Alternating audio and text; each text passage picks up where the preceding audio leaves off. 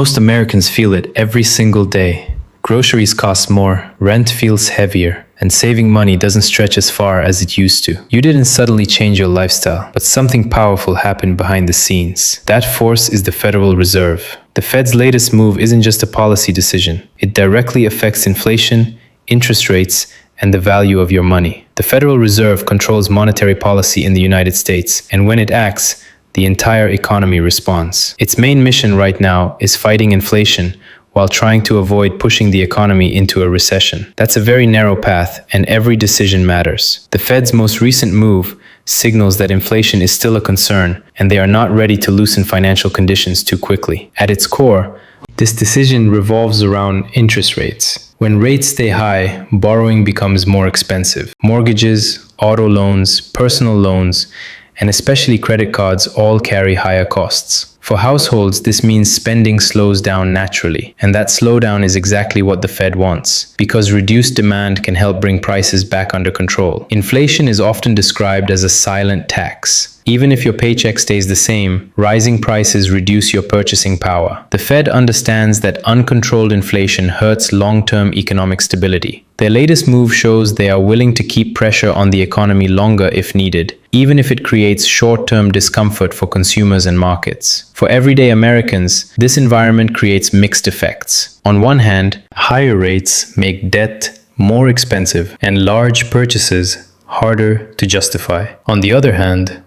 savers finally have opportunities again. High-yield savings accounts, money market funds, and short-term government bonds are offering returns not seen in years. Cash now has value, but only if it's placed wisely. Investors are also feeling the impact. Markets tend to become more volatile when interest rates stay elevated. High-growth stocks often struggle, while value stocks, dividend-paying companies, and defensive sectors usually gain attention. Bonds react strongly as well, creating opportunities for income-focused investors who understand duration and risk. The Fed's latest move is more than news. It's a signal about where inflation is headed and how money will behave in the months ahead. Those who understand it can protect their wealth, adapt their strategy, and stay ahead while others struggle to keep up.